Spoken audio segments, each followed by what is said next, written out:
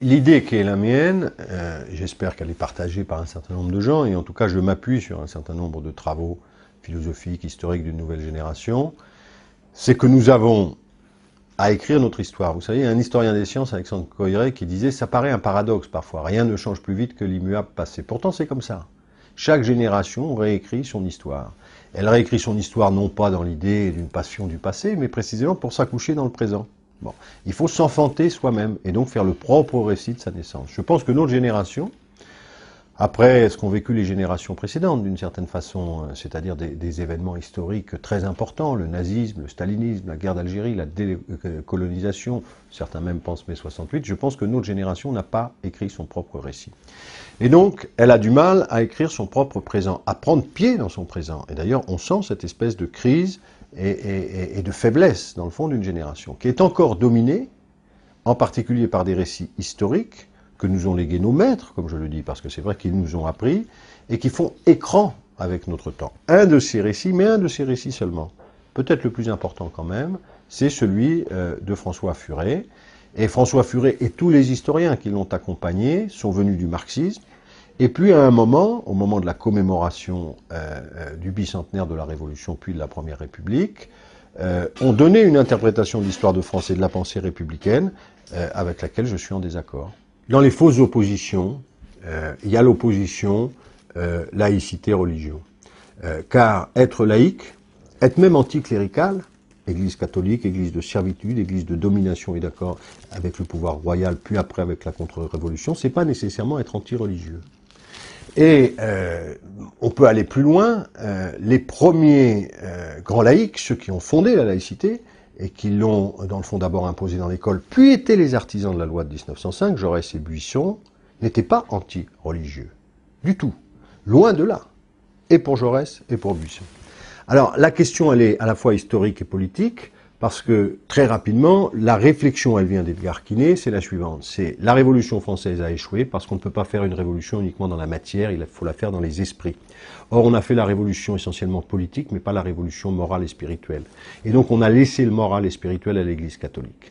Donc, il faut remplacer ça. Et d'ailleurs, l'échec de 48, où l'Église catholique, les prêtres sont venus bénir les arbres de la liberté des révolutionnaires, c'est la preuve qu'on ne pourra jamais construire un pays de liberté avec la religion catholique.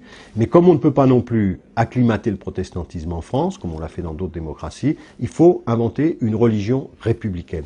Cette religion républicaine, qui doit accompagner la révolution matérielle, mais qui est la révolution spirituelle, c'est la laïcité.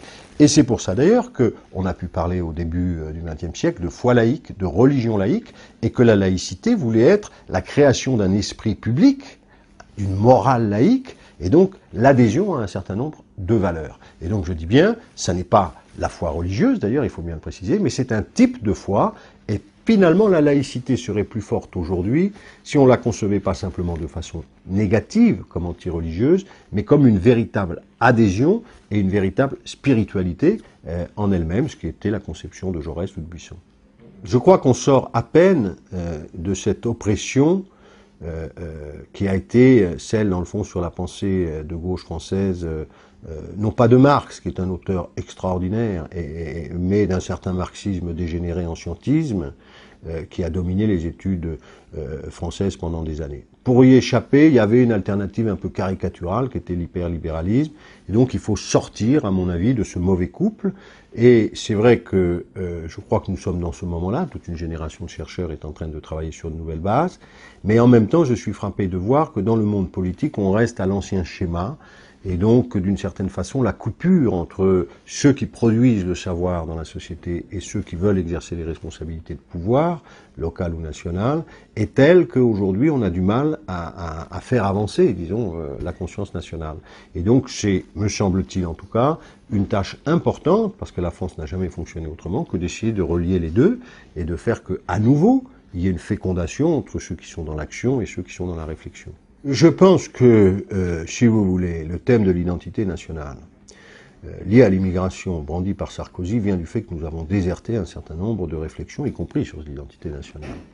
Je pense que nous sommes à un moment un peu d'abaissement de la France, à la fois sur la scène internationale et européenne, et à la fois en interne, où on encourage alors, le discours sur la laïcité de Sarko, cette idée que dans le fond, c'est la solidarité qui générait la richesse collective, on voit les résultats en termes économiques, et je pense qu'il y a une bataille idéologique à mener.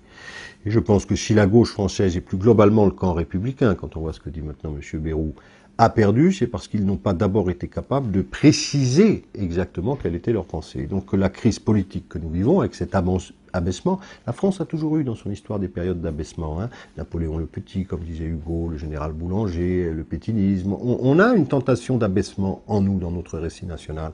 Il faut essayer de surmonter ça. On ne le fera pas uniquement par des combinaisons d'appareils, comme on les voit au PS, on le fera par un travail intellectuelle en profondeur. Donc je crois que la crise politique est liée à une crise intellectuelle et que là, nous avons, disons, si vous voulez, presque un élément d'espoir. En tout cas, c'est comme ça que moi j'ai vécu mes lectures des 10 dernières années. Je trouve qu'il y a chez des jeunes historiens, des jeunes philosophes, des jeunes, bon, c'est pas important leur étiquette professionnelle, il y a de quoi, si les politiques voulaient bien les lire, retrouver une forme de cohérence, de sens et d'espérance.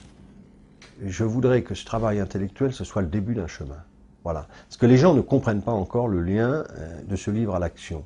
Et de dire, il faut en repasser par là, par revisiter ce que nous sommes, comme dans nos histoires, comme nous sommes les moments de crise. Je ne prétends pas du tout que c'est la solution. C'est un petit élément de la solution.